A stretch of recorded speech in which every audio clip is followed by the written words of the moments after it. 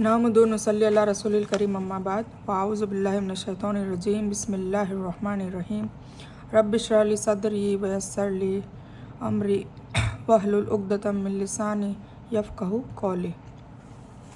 अस्सलामु अलैकुम वरहमतुल्लाहि वबरकातुहू। हमने आज हमारा डे 3 है, जो नमाज का तर्जुमे का जो कोर्स है, शॉर्ट कोर्स है, उसमें डे 3 है और उसमें सूरह फातिहा में डे 2 में हमने 1 और 2 आयत को कवर किया था। आज इंशाल्लाह हम डे 3 में सूरह फातिहा को मुकम्मल कर देते हैं। तो हम स्टार्ट करते हैं। औज़ु बिल्लाहि मिनश शैतानिर रजीम बिस्मिल्लाहिर रहमानिर रहीम।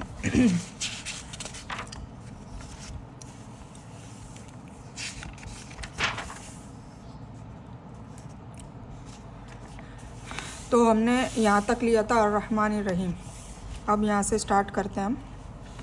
मालिकी यौमिद्दीन। मालिकी मतलब ये तो इजी है, इसका तर्जुमा मालिक है। यौम दीन का, कौन से दिन का, मतलब किसका दिन, तो बदले के, ठीक है। दिन के 2 मतलब होते हैं, एक तो बदला और एक ज़िंदगी का निज़ाम, दीन इस्लाम, ठीक है। तो ये दोनों के दिन का मतलब हमारी दुनियावी और आखिरत का, दुनिया में जो जो हमने किया है उन सब का जो बदला है वो बदले के दिन का, और वो बदला का दिन कौन सा है? क़यामत। क़यामत के दिन का मालिक भी कौन है? अल्लाह। तो ये अल्लाह की तारीफ़ है। अल्लाह की तारीफ़ क्या हो गई? एक तो वो रब है, तो हमने तारीफ़ की सबसे पहले अल्हम्दुलिल्लाहि रब्बिल आलमीन। तमाम तारीफ़ें और तमाम शुक्र अल्लाह के लिए जो रब है। सबसे पहली तारीफ़ रब है तमाम जहानों का। दूसरा रहमान है, बहुत मेहरबान, बहुत रहमान, निहायत रहमान है। तीसरा है रहीम, मुसलसल रहम करने वाला, ठीक है, बड़ा मेहरबान।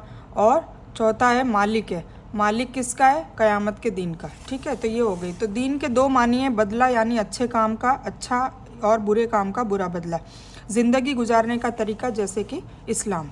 जब क़यामत आएगी उस वक्त तमाम दुनिया का मालिक कोई नहीं होगा, सिर्फ़ और सिर्फ अल्लाह ही सबका मालिक ऑनर होगा और उसी की हुकूमत होगी और वही सबके दरमियान इंसाफ करेगा। उस दिन किसी को बात करने की इजाज़त नहीं होगी, हाँ सिर्फ वही सिफारिश करेगा जिसको अल्लाह ने इजाज़त दी होगी। क़यामत का दिन बड़ा ही भयानक दिन होगा कि आदमी अपने बेटे, अपनी बीवी, बहन, भाई, बाप और माँ को देखकर भागेगा। बस उस दिन हर एक को अपनी ही फ़िक्र होगी, हर कोई नफ्सा नफसी में पड़ा होगा, हर कोई अपनी नफ्स से अपनी जान को बचाने के फ़िक्र में होगा। इस आयत को पढ़ते हुए यह उम्मीद रखनी चाहिए कि अल्लाह क़यामत के दिन हम पर रहम करके हमारी अच्छाइयों का अच्छा बदला देगा, और यह डर भी होना चाहिए कि अल्लाह कहीं हमें सज़ा न दे दे। अस्तगफिरुल्लाह। अल्लाह ने बग़ैर पूछे हमें मुसलमान बनाया सिर्फ़ अपनी रहमत से, है ना। हम मुसलमान बन गए, सबसे बड़ी नेमत है, सबसे बड़ी रहमत है। अब हम उससे मुआफ़ी का और जन्नत का सवाल करते हैं, तो उम्मीद है कि वह ज़रूर कबूल करेगा। पर उसके लिए हमें क्या करनी होगी? अल्लाह जो चाहता है उस हुक्मों पे चलने की कोशिश करनी होगी, और वो हुक्म कहाँ पर हमें है पहले वो हासिल करने, वो इल्म हासिल करना होगा, और वो है कुरान पाक में उसका इल्म, ठीक है। आखिरत को सामने रखते हुए हर दिन का प्लान बनाइए। मौत, कब्र, हशर और फ़ैसले की घड़ी को याद रखिए। नमाज को वक्त पर पढ़िए, अव्वल वक्त पर पढ़िए। कुरान व अस्कार को मत भूलिए।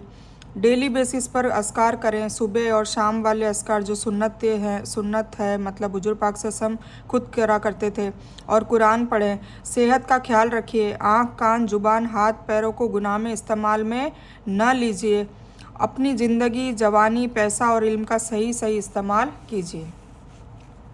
इय्याका नाबुदु व इय्याका नस्तईन। इय्या का मतलब सिर्फ तेरी ही, का मतलब तेरी, ठीक है ना।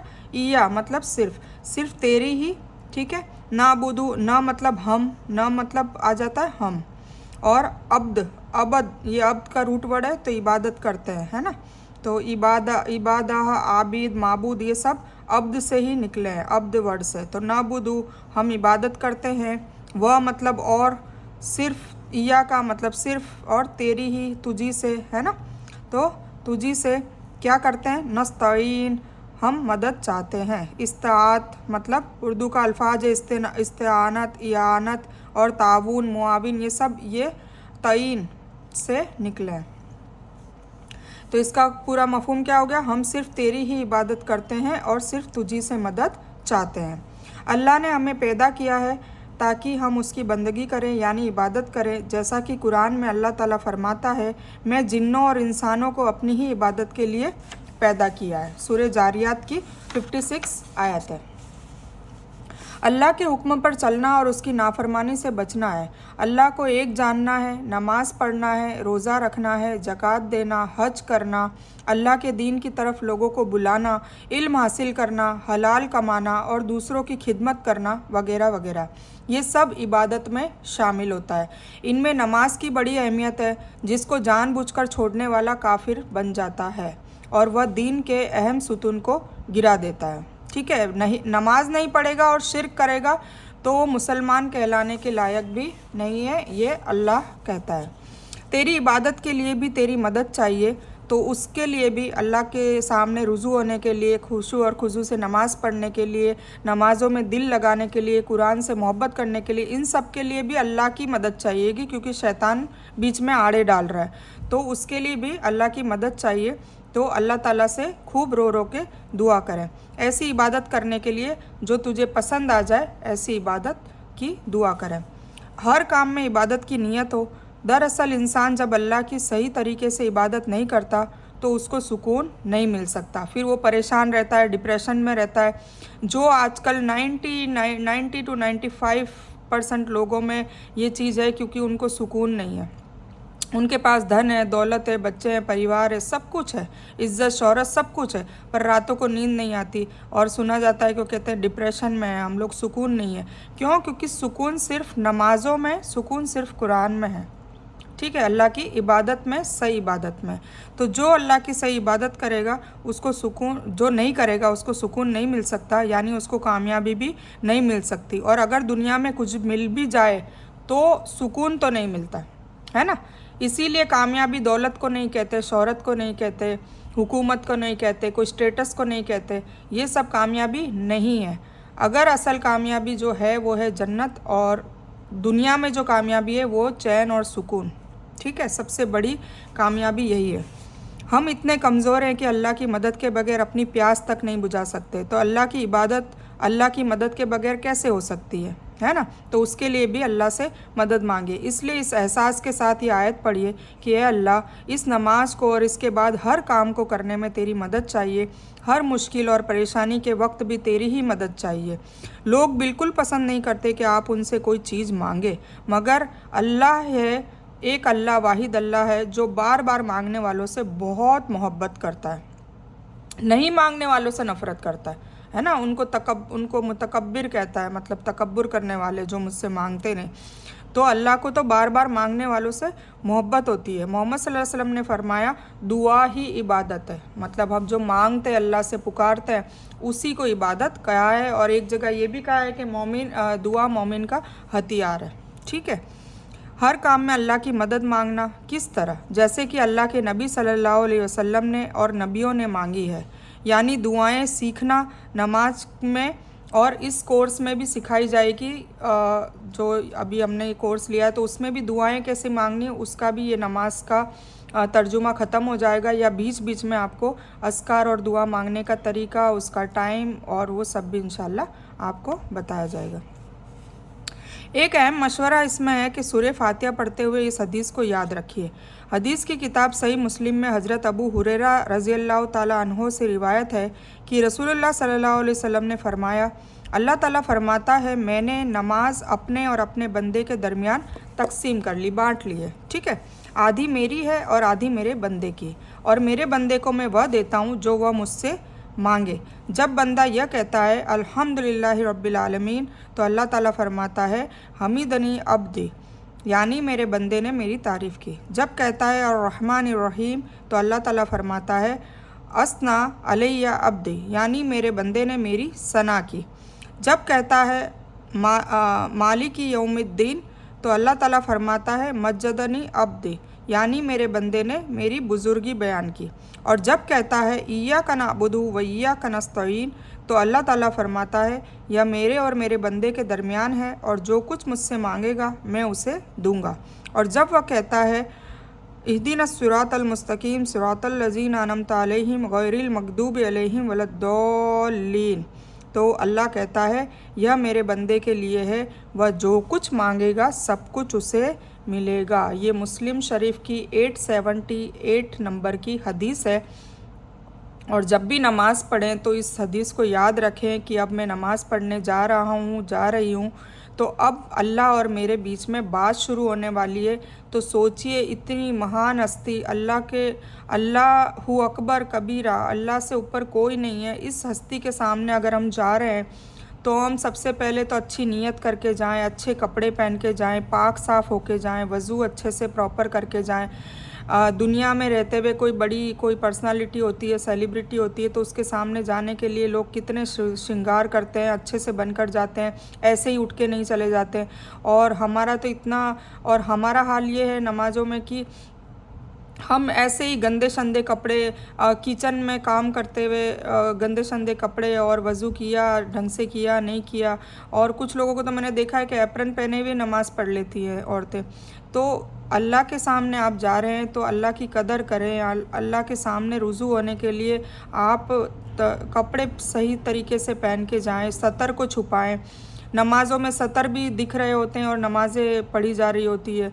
तो ये सारी चीज़ों का ध्यान रखें, छोटी छोटी बातें उन सब का ध्यान रखना बहुत ज़रूरी है। तो नमाज़ों में खुशू और खुजू पैदा करने के कई क्राइटेरियाज़ है ना। तो सबसे पहला जो है उनमें से सबसे जो अहमियत वाला है वह यह है कि हम नमाज को तर्जुमे के साथ सारी सूरतों को याद करेंगे, समझेंगे, तो इंशाअल्लाह उसमें आएगा। उसके अलावा फिर वो वज़ू भी प्रॉपर होना चाहिए। उसके अलावा दिल में आपके अल्लाह से मोहब्बत होनी चाहिए, अल्लाह का शुक्रिया अदा करने का आपका रुझान होना चाहिए। कई बातें हैं, ठीक है। तो अल्हम्दुलिल्लाह हम इस कोर्स में धीरे धीरे जानेंगे। तो हमने ये जो कौन सी आयत थी, आयत नंबर 5 कंप्लीट कर लिए। अब आगे हम पढ़ते हैं इहदीना सिरातल मुस्तकीम। इहदीना, ना मतलब हमें, ना बुदू, न आगे आया था तो वो भी हम था, और ना पीछे आया तो हमें, है ना। इहदी मतलब हिदायत दे, तो क्या है, हमें हिदायत दे। अस्सिरात, सिरात का मतलब होता है रास्ता, ठीक है। और खास कर दिया कि उसकी तरफ, खास रास्ता, एक खास, अलिफ लाम हो जाता है आगे तो खास हो जाता है, तो एक खास रास्ता, अस्सिरात। फिर अल मुस्तकीम, सीधे रास्ते की, ठीक है।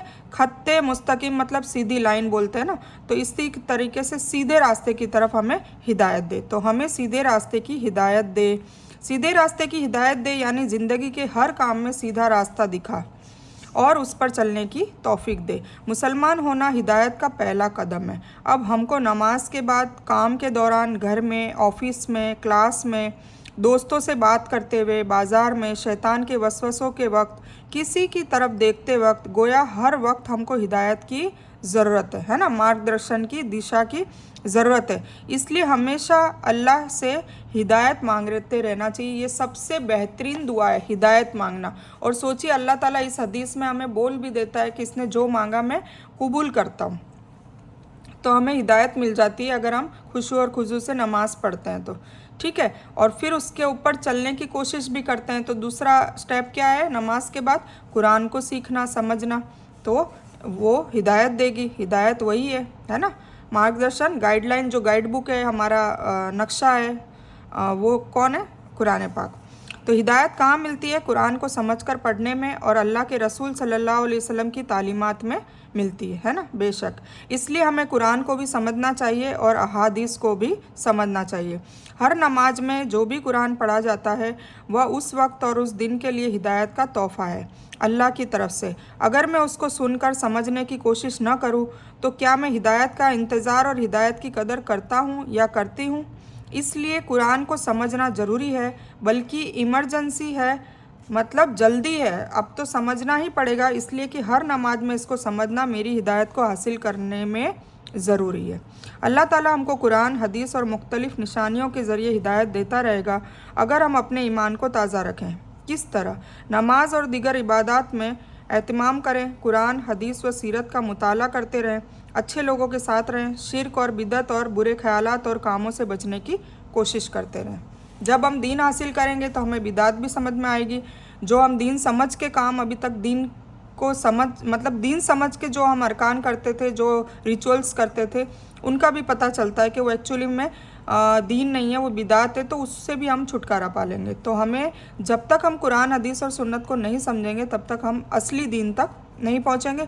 असली दीन तक नहीं पहुँचेंगे तो हमें हिदायत कैसे मिलेगी। हर काम में अल्लाह से हिदायत, सही रास्ता मालूम करना और उस पर चलने की तौफीक तलब करना, ये अपनी आदत बनाएं। सिरात अल्लज़ीना अनअमता अलैहिम, रास्ता, सिरात मतलब रास्ता, अल्लज़ीना उन लोगों का, अनअमता वही रूट वर्ड आ गया ना, नस्तईन तो ये इनाम किया, तूने इनाम किया, और अलैहिम उन पर, तो उन लोगों का रास्ता जिन पर तूने इनाम किया। अल्लाह ने किन पर इनाम किया? अम्बिया पर, सिद्दीकीन पर, शोहदा और सालिहीन पर इनाम किया। तो आइए उनके रास्ते को मालूम करते हैं ताकि हम यह दुआ समझ कर मांगे। अम्बिया का रास्ता क्या था? इस वक्त हम सिर्फ मोहम्मद सल्लल्लाहु अलैहि वसल्लम की मिसाल लेते हैं। आपने 4 अहम काम किए। सबसे पहला काम अमल, खुद अमल किया, दिल के अमाल जैसे ईमान। अब अमल में क्या क्या अमल किया? ईमान मतलब अल्लाह पर भरोसा, अल्लाह की किताब पर भरोसा, अल्लाह की वही पर भरोसा, हर चीज़ पर, अल्लाह के फरिश्तों पर भरोसा, तो ईमान लाए। फिर इखलास मतलब साफ़ नीयत, और जो भी काम अल्लाह के लिए जो भी किया वो अल्लाह के लिए किया, अल्लाह की रज़ा के लिए किया, अल्लाह को राज़ी करने के लिए किया। अल्लाह से फिर मोहब्बत, फिर अल्लाह से डर, और उसी पर तवक्कुल यानी पूरा भरोसा, मुकम्मल भरोसा, वगैरह वगैरह। बकिया अमाल जैसे नमाज, रोज़ा, ज़कात, सदक़ात, लोगों से अच्छा सलूक, अच्छे अखलाक वगैरह, रहमत, ये सब भी सारे अमल हुजूर पाक सल्लल्लाहु अलैहि वसल्लम के किरदार में थे। दूसरा उनका जो अमल था वो था दावत, सारी ज़िंदगी इस्लाम की दावत देते रहे। ठीक है, तो अब हमें भी कॉपी करनी है ना हुजूर पाक सल्लल्लाहु अलैहि वसल्लम को। तो पहले हमें अमल लाना है। अमल में क्या करना है? हमें भी ईमान बढ़ाना है, इखलास से करना है जो भी काम करना है, अल्लाह से मोहब्बत करनी है, अल्लाह से डर भी रखना है, और उस पर सारा तवक्कुल, उस पर सारा भरोसा करना है। उसके अलावा हमें अल्लाह का हुकूकुल्लाह जो है उसके लिए नमाज़ पढ़नी है, रोज़ा रखना है, ज़कात देनी है जो हुकूकुल इबाद में आएगा, सदक़ात देनी है जो हुकूकुल इबाद में आएगा, लोगों से अच्छा सलूक करना है मतलब हुकूकुल इबाद में आएगा, लोगों से रहम करना है, जानवरों पर रहम करना है, ये सब हुकूकुल इबाद में आता है। ठीक है। सेकेंड अमल हुजूर पाक सल्लल्लाहु अलैहि वसल्लम का दावत, सारी ज़िंदगी इस्लाम की दावत देते रहे। फिर तज़किया यानी पाकी, फिर पाकी रखी उन्होंने मतलब लोगों के अकीदे और आमाल और अखलाक और मुआशरे को गलत चीज़ों से पाक किया। ठीक है। इसके अलावा खुद तहारत मतलब रखा करते थे, पाकी रखते थे, और अच्छी चीज़ों को राइज़ किया। कुरान उनकी मिसालों से भरा हुआ है। जब हम कुरान पढ़ते हैं तो उसमें हमें देखने को मिलता है कि ये सब चीज़ें उसमें भरी हुई है। नेकी का हुक्म दिया और बुराई से रोका, अम्र बिन मारूफ़ और नही अनिल मुनकर, ये काम किया हुजूर पाक सल्लल्लाहु अलैहि वसल्लम ने। तो ख़ानदानों में, मुआशरे में, सोसाइटी में अल्लाह के अहकाम पर अमल करवाया है ना, लोगों को दावत दी। यानी इनाम पाने के लिए हमें भी इन कामों को करने की कोशिश करनी होगी। ईमान लाना, अमल करना, उस काम की दावत देना, और अपने साथियों की ज़िंदगी को गलत चीज़ों से साफ़ करने की कोशिश करना, और अच्छी आदतों को बढ़ाना, और जहाँ तक हो सके नेकी का हुक्म देना और बुराई से रोकना। तो ये क्या है? ये तर्जुमा किसका है? आपको याद आना चाहिए, वल असर का। जब हम आगे पढ़ेंगे सूरतों के तर्जुमे तो उसमें वल असर में यही पढ़ेंगे ना कि इल्लल लज़ीना आमनू, ईमान लाएँ, व अमिलुस सालिहात, साले नेक अमल करें, तवासौ बिल हक, हक की बात आगे लोगों तक पहुँचाए, और खुद भी हक पर रहें, है ना, हक का साथ दें, और तवासौ बिस्सब्र, डटे रहें, मजबूती से डटे रहें, अपने काम में लगे रहें। ठीक है। तो हमें भी आदत बनानी है कि हमेशा अच्छे मॉडल, नमूने, मिसालें के तरीक़े पर चलना है, उनके बारे में पढ़ना है। ठीक है। जैसे सारे अम्बियाओं को पढ़ लिया, हुजूर पाक सल्लल्लाहु अलैहि वसल्लम की सीरत को पढ़ लिया, फिर सहाबाओं को पढ़ा, इस तरीके से हमें पढ़ते रहना है। उनको सामने रख कर अपने अमल को चेक करना है कि हम कहाँ खरे उतरते हैं, उनकी जैसी आदतें हमारी है कि नहीं। कुछ आदतें गलत हैं जो उनमें नहीं थी तो वो हमें रोकनी है, और कुछ आदतें हमें उनकी जैसी और बढ़ानी है मज़ीद। तो इस तरीके से हमें उन पर अमल करने का एक प्लान बनाना है, उस पर अमल करने की कोशिश करनी है। फिर आखिरी आयत है सूरह फातिहा की, गैरिल मग़दूबी अलैहिम वलज़्ज़ालिन। तो गैर मतलब ना, फिर मग़दूब गज़ब, ये गज़ब का रूट वर्ड है, गदब। ठीक है। तो गज़ब जो है वो रूट वर्ड है, गज़बान, खूब गुस्सा मतलब खूब ज़्यादा, मग़दूब गज़ब किया मतलब गुस्सा हुआ, अलैहिम मतलब उन पर, व मतलब और, ला मतलब ना। ठीक है। दौलिन, दौल मतलब गुमराह होने वाला। ठीक है। तो इसका मफहूम है ना उनका जिन पर गजब किया और ना उनका जो गुमराह हुए। मतलब हमने क्या दुआ मांगी, इहदिन सिरातल मुस्तकीम, हमें सीधे और सच्चे रास्ते पर ले जा। फिर सिरातल लजीना अनअमता अलैहिम, उनके रास्ते पर जिनको तूने इनाम किया। किन लोगों पर? हुजूर पाक सल्लल्लाहु अलैहि वसल्लम की मिसाल दी, अम्बिया, शौदा, सिद्दीकीन, उन लोगों पर। और फिर हमने एक दुआ और मांगी कि गैरिल मगदूबी अलैहिम वलद्दौलिन आमीन, उन लोगों पर मत चला देना जिन पर तूने गुस्सा किया, गजब किया, और उन लोगों पर भी नहीं जो गुमराह हो गए। ठीक है, तो ये इसका मतलब है। तो अब मगदूबी अलैहिम, इसमें दो टाइप के ग्रुप है, एक तो मगदूब और एक दौलिन। इसको हमें समझने की ज़रूरत है। इसका जो इशारा है वो यहूदी, मगदूब जो है यहूदी के लिए और दौलिन जो है नसारा के लिए, पर ये इशारा है, इसको ख़ास ना कर दें, क्योंकि अगर ऐसा ख़ास होता तो अल यहूदी या वल नसारा ये नाम हो सकता था, है ना, पर नहीं। अल्लाह ताला उस ग्रुप में, उस कैटेगरी में हर उस बंदे को डाल सकता है, उसमें नाउज़ुबिल्लाह हम भी आ सकते हैं अगर हम में ये क्राइटेरिया हुआ तो समझने की ज़रूरत है कि ये क्राइटेरिया है क्या। तो मगदूब जो है, जिनको अल्लाह ताला ने खूब इल्म दिया, उनके पास इल्म होते हुए भी वो अमल नहीं करते थे।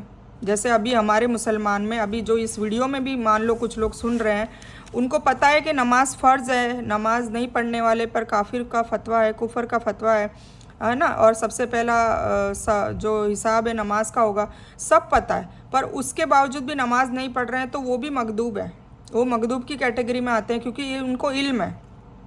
कुछ लेडीज़ है इस ग्रुप में जो पर्दा नहीं करती, उनको पता है पर्दा फ़र्ज़ है, और मैदान हशर में पर्दा नहीं करने वाली जो औरतें हैं वो 4 मर्दों को अपने साथ जहन्नम में ले जाएगी पर्दा न करने की वजह से। तो खुद के साथ साथ वो 4 लोगों को भी ले जाने वाली है, उसके अब्बा, उसके वालिद, उसके शौहर, उसका भाई और उसका बेटा। तो सोचिए, हम अपना भी बुरा कर रहे हैं बेपर्दगी करके, और अपने चारों जो हमारे ख़ास जानशीन है ना, अपने बाप को कौन को प्यार नहीं करता, अपने शौहर को कौन नहीं करता, अपने भाई को कौन नहीं करता, और अपने बेटे को कौन नहीं करता। तो आप ये चाहेंगे कि भाई पर्दा बेपर्दगी करके यहाँ पर जीनतों को लोगों को दिखा के और ख़ुद भी हलाक हों, खुद भी जहन्नम में जाएं और इन चारों को भी ले जाएं। तो ये भी मगदूब में ये औरतें आती हैं। मतलब कहने का ये मतलब है कि हमें हर चीज़ का इल्म हो, और इल्म होने के बावजूद अगर हम अमल नहीं करते हैं तो वो मगदूब है। और दौलिन वो है कि जिनको पता ही नहीं है, जिनको सही रास्ता नहीं पता, जिनको सही इल्म नहीं पता, तो वो दौलिन है। ठीक है, तो हम पढ़ते हैं इसमें। तो इसमें 2 ग्रुप के बारे में बात हुई है। पहला जो ग्रुप है वो मगदूबी अलैहिम है। अल्लाह ऐसे लोगों पर गुस्सा हुआ जो जानते थे मगर अमल नहीं करते थे। सोचिए, अल्लाह अगर किसी से नाराज़ हो जाए तो उसका कितना बुरा हाल होगा, दुनिया में भी और आखिरत में भी। अल्लाह हमको उनसे बचाए। हम अक्सर किसी हीरो या लीडर की तरह रहना चाहते हैं, इसलिए उनकी तरह बात करने, उनकी तरह कपड़े पहनने या चाल चलन चलने की कोशिश करते हैं। देख लीजिए कि क्या वह लोग कुरान व हदीस पर चलने की कोशिश करते हैं। ठीक है, तो ये बात भी आपको सोचनी चाहिए कि अगर हम अपना हीरो मॉडल हुजूर पाक सल्लल्लाहु अलैहि वसल्लम को समझते हैं, आशिक रसूल अपन को खुद को कहते हैं, तो क्या हम हुजूर पाक सल्लल्लाहु अलैहि वसल्लम की सारी बातों को मानते हैं? पहली बात तो उनकी सीरत तो समझने की कोशिश की है हमने ज़िंदगी में, उनकी जीवनी पढ़ी है, उन्होंने क्या किया क्या नहीं किया, उन्होंने क्या कहा क्या नहीं कहा, वो हदीस है, और कुरान में अल्लाह का क्या हुक्म है क्या नहीं है, तो ये सारी चीज़ों की कोशिश की है ना। तो ये हमें अपना अपना देखें कि भाई अपने आप को टटोलें कि हम किस कैटेगरी में आते हैं। ठीक है, और दूसरा जो ग्रुप है वो दौलिन है, जो जानते ही नहीं है और सही बात जाने बगैर अमल करते हैं, कंफ्यूज है, परवाह नहीं करते कि वह दुनिया में क्यों आए, है ना, किस मकसद से अल्लाह ने उनको भेजा है, उनको किसी भी टाइप की परवाह नहीं है। ठीक है, तो और दुनिया में क्यों आए और ज़िंदगी का क्या मकसद है, सही इल्म हासिल करने की उनको कोई फ़िक्र भी नहीं है और ना उसके लिए वक्त निकालते हैं। अब जो लोग ये सोचते हैं ना कि हम कुरान का तर्जुमा नहीं सुनेंगे, ज़्यादा सुनेंगे तो ज़्यादा गुनहगार होंगे, इससे बेहतर है कि हम सुने ही नहीं, है ना, तो उनके लिए ये बात कही गई है कि जो इल्म हासिल नहीं करना चाहते या नहीं करते हैं, तो चाहे वजह कोई भी हो, तो अल्लाह ताला उनसे भी बराबर मगदूब और वलद्दौलिन पे बराबर है ना, ऐसा नहीं कि इन पे ज़्यादा या कम गुस्सा है, बराबर है, दोनों कैटेगरी में आता है। तो हमें वो जायज़ा लेना चाहिए कि हम इस कैटेगरी में तो नाउज़ुबिल्लाह नहीं आते। ठीक है, तो सही इल्म हासिल करने की उनको कोई फ़िक्र नहीं होती और न वह उसके लिए वक्त निकालते हैं। ठीक है, इसमें मैं हर फ़िरके को भी लूँगी कि जो फ़िरका है जो भी हो, ठीक है ना, कोई भी फ़िरका है, जो फ़िरके का मतलब ही है कि हुजूर पाक सल्लल्लाहु अलैहि वसल्लम का जो एक पेड़ था उससे वो फ़िरका फ़र्क हो गया, नीचे निकल गया। ठीक है, हुजूर पाक सल्लल्लाहु अलैहि वसल्लम ने कोई फ़िरका का नाम नहीं लिया, वो तो उन्होंने तो मुस्लिम, अल्लाह ताला ने हमें मुस्लिम नाम दिया है, हम मुस्लिम हैं, इब्राहीम अलैहिस्सलाम की मिल्लत है, हुजूर पाक सल्लल्लाहु अलैहि वसल्लम की उम्मत है, दैट्स इट। ठीक है, तो उसमें भी उनसे भी यही सवाल किया जाएगा कि उन्होंने सही इल्म हासिल क्यों नहीं किया। उन्होंने अपने अपने फ़िरक़ों की किताबों को पकड़ लिया है और उस किताबों से इल्म हासिल करते हैं और उसी को लोगों तक फैलाते हैं, जबकि अल्लाह ताला ने इस कुरान को हिदायत की रोशनी के लिए भेजा था। और हुजूर पाक सल्लल्लाहु अलैहि वसल्लम का खुद का अमल यही था कि 23 सालों में उन्होंने सिर्फ़ कुरान के ज़रिए इस्लाम को फैलाया, तबलीग की, दावत दी। तो हम कुरान को छोड़ के दूसरी किताबों से जब तबलीग करते हैं, दावत देते हैं, तो कहीं ना कहीं कुरान से टकराती हुई चीज़ आ ही जाती है। इससे बेटर है कि हम कुरान से ही दीन को फैलाएं। ठीक है, तो उनको भी इस पर गौर फिक्र करने की ज़रूरत है। तो कहीं ऐसा ना हो कि कुरान हमारे घर में हो और हम भटकते फिरें, है ना। तो ये भटक रही है ना, फ़िरके वाले भटक रहे हैं। ठीक है, तो क्या हम इसलिए कुरान से दूर हैं कि हमें अरबी ज़बान नहीं आती? तो अल्लाह से दुआ कीजिए, वह हमें कुरान को सीखना आसान कर देगा। इसलिए प्लान बनाइए और वक्त निकालिए। और बेहतरीन, मैं आपको यकीन दिलाती हूँ, मैंने खुद कोर्स किया है 20 दिन का। कुरान समझना सीखना बहुत आसान है, बहुत आसान है। पर आसान मैं कहूँगी, पर कहते हैं कि क्या कहते हैं, अपने आप नहीं आ जाएगा, उसके लिए कोशिश करनी पड़ेगी। ठीक है, पर ये नहीं कि आप कोशिश कर रहे हैं और आपको समझ नहीं आ रहा, नहीं, ऐसा नहीं होगा इंशाल्लाह। ठीक है, तो आप खुद अरेबिक लैंग्वेज को सीखिए, समझिए, तो इंशाल्लाह खुद ही सब सच सामने आ जाएगा, हक़ सामने आ जाएगा। मैं इसलिए कह रही हूँ कि कुछ लोग तर्जुमा में भी लड़ते हैं, नाउज़ुबिल्लाह, इसका तर्जुमा मत पढ़ो, उसका तर्जुमा मत पढ़ो, ये फ़िरका कहता है उसका तर्जुमा गलत है, उसका। अरे भाई, किसी का तर्जुमा सही या गलत नहीं है, सबके तर्जुमे मेरे पास, खुद के पास मैं आपको बताऊँ, देखिए आज सामने मैं लाइव बताती हूँ, मेरे पास हर फ़िरके के तर्जुमे हैं और मैंने सबको खुद चेक किया है, तर्जुमे में कोई फ़र्क नहीं है। ये एहसनुल बयान है, यह हाफिज़ नज़र अहमद का है। ठीक है, इसके अलावा भी मेरे पास अंदर शोकेस में बहुत सारी कुरान है। फिर ये एक कुरान ये रही अब्दुल करीम पारिक साहब की है। ठीक है, इसके अलावा ये देखो मीज़ान जावेद अहमद गामदी की है। ठीक है, और ये तफसीर इब्ने कसीर है। और एक कुरान और है। कहने का मतलब है मैंने हर फ़िरके के कुरान को मंगा रखा है। क्यों मंगाया था? क्योंकि जब मैं स्टार्टिंग में कुरान का देखे, बीच में मैं दूसरी बातें ले आई। खैर, हमारी सूरह फातिहा कंप्लीट हो गई है। आज का जो हमारा टॉपिक था डे 3 का, वो कंप्लीट हो चुका है। तो मैं ये बात बताना मुझे ज़रूरी लगा, इसलिए बता रही हूँ कि जब स्टार्टिंग में अल्हम्दुलिल्लाह मुझे काफ़ी साल हो चुके हैं इस दीन की दावत में। तो जब स्टार्टिंग में मुझे इतना दीन नहीं पता था, पर अल्हम्दुलिल्लाह मैं तौहीद पर आ गई थी और फ़िरका परस्ती से निकल चुकी थी। मतलब मुझे कोई भी फ़िरके में नहीं रहना था, सब फ़िरकों के बारे में मैंने स्टडी कर ली थी। तो यही समझ में आया कि हम मुस्लिम हैं और हमें कुरान पर चलना है, हदीस पर चलना है और सुन्नत पर चलना है। तो उस कैटेगरी में आ गई थी। आज से 8-10 साल पहले की बात बता रही हूँ मैं। तो जब मैं दावत देने के लिए स्टार्ट किया, तो सबसे पहले हम हमारे घर वालों को ही देते हैं बेशक दावत। तो मेरे वालिदैन जो है, उन्होंने कभी कोई मुखालिफत नहीं की अल्हम्दुलिल्लाह। ये मेरे लिए बहुत बड़ा अल्लाह का एहसान था कि उन लोगों को दावत देने में मुझे ज़रा भी वक्त नहीं लगा। मैंने जो भी कहा, जो भी बताया, मतलब दलीलों के साथ, ऐसी बात नहीं है, पर सारी चीज़ बताई तो अल्हम्दुलिल्लाह मेरे वालिदैन मान गए और माशाल्लाह वो आज भी कुरान को ही सुनते हैं और उसी पर अमल करते हैं। और कई बिदातें जो करते थे वो छोड़ दी, बुज़ुर्गों के हवाले से जो करते थे, देखते थे, वो सब छोड़ दिया। ठीक है, अल्हम्दुलिल्लाह। फिर बाद में मैं अपने ददियाल, अपने ननियाल और अपने ससुराल और अपने और मज़ीद जो पीयर वाले या फ्रेंड सर्कल, उनमें जब मैं दावत देने का मैंने स्टार्ट किया, तो कहते हैं ना कि जो लोग अपने आप को बहुत ज़्यादा दीनदार समझते हैं, मतलब आउट ऑफ बॉक्स बात कर रही हूँ, कि जो दीनदार समझते हैं पर दीनदार होते नहीं हैं, समझते हैं, मतलब तो उन लोगों की तरफ से मतलब थोड़ा बहुत दीन हासिल हो जाता है ना, तो फिर वो एंटी बातें बहुत जल्दी करने, डिबेट पे बहुत जल्दी करने लग जाते हैं, जबकि कुरान इस चीज़ को रोकता है। सूरह आले फुरकान की आयत है, जिसमें मोमिनों की सिफ़ात बताई है, उसमें सबसे पहली सिफ़ात ये बताई है कि नरमाई से रहो, और दूसरी सिफ़ात है कि बहस ना करो। ठीक है, अगर हम कुरान का पढ़ते होते तो हमारे में वो कैटेगरी नहीं आती बहस की, बहस से दूर रहते हैं मोमिन। ठीक है, पर जो अपने आप को दीनदार समझते हैं वो फ़िरके में जो ख़ास होते हैं वो फिर डिबेट करना शुरू हो जाते हैं। और सबसे पहला मुझे मुखालिफत वहीं उन्हीं लोगों से मिली जो मेरे ददियाल में है, ननियाल में है। और सही बताऊं तो ददियाल में और ननियाल में दोनों में फ़िरके भी अलग अलग हैं। तो उसमें भी मुझे तकलीफ़ ये हुई कि वो लोग मुझे मेरे ननियाल वालों का फ़िरका समझते थे कि ये उनमें है, ननियाल वाले पता नहीं क्या और कुछ अहले हदीस या ऐसा समझते थे, शायद, मेरे को पता नहीं है। पर उनके जो सवालात थे ना उससे मैं कैटेगराइज़ कर रही हूँ, बाकी दिल की बात मुझे नहीं पता। तो सवाल सबसे पहला मतलब कुल मिला के ये आया कि आप लोग फ़लाना, आप कौन सा कुरान पढ़ती हो? नाउज़ुबिल्लाह नाउज़ुबिल्लाह, कौन सा कुरान? भाई कुरान में भी अब फ़र्क आ गया। तो नहीं नहीं, उसमें तर्जुमे में फ़र्क है। देखिए, हम कॉन्फिडेंटली तब किसी बात को कह सकते हैं। फिर मैंने सवाल भी किया था कि भाई आपने क्या दोनों फ़िरक़ों का कुरान लेकर देखा, चेक किया कि भाई उनके तर्जुमे में फ़र्क है? कि नहीं नहीं, हमारे बड़े बोलते हैं, हमारे जो बड़े जो दीन में हैं वो बोलते हैं, तो इसलिए हमने तो कभी ख़रीदा भी नहीं, हम तो हमारे फ़िरके का ही लेते हैं। ठीक है, तो ये जब सवाल मेरे पास बहुत आने लगे ना, तब फिर मैंने क्या सोचा, अल्लाह ने ये दिमाग में लाए कि सारे फ़िरक़ों की कुरान ख़रीदी जाए, सबके तर्जुमे ख़रीदे, सबके तर्जुमे मैंने देखे, अल्हम्दुलिल्लाह कहीं भी कोई फ़र्क नहीं है। हाँ, फ़र्क कहाँ है? तफ़सीर में, जो डिटेल नीचे होती है ना, इनमें मैं बताती हूँ आपको।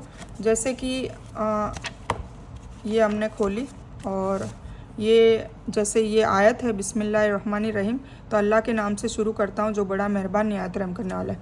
ये सब जगह एक ही पाया जाएगा। ठीक है, पर जो तफसीर होती है ना, ये वाली तफसीर जो नीचे देते हैं, तर्जुमे में कोई फ़र्क नहीं है, तफसीर में फ़र्क है। तफसीर में है ना कुछ ऊपर नीचे ये लोग बताकर कहते हैं, तो वही वसीला नहीं वसीला वो सारी चीज़ें मैं इतनी डीपली बात नहीं करूँगी, पर कुल मिला के मुझे ये समझ में है। तो मैंने अल्हम्दुलिल्लाह फिर उसके बाद अच्छा हुआ, ये मेरे लिए तो हिदायत का ज़रिया बना कि मैं सारे कुरान सभी उसके लेकर आई और सबके तर्जुमे पढ़े।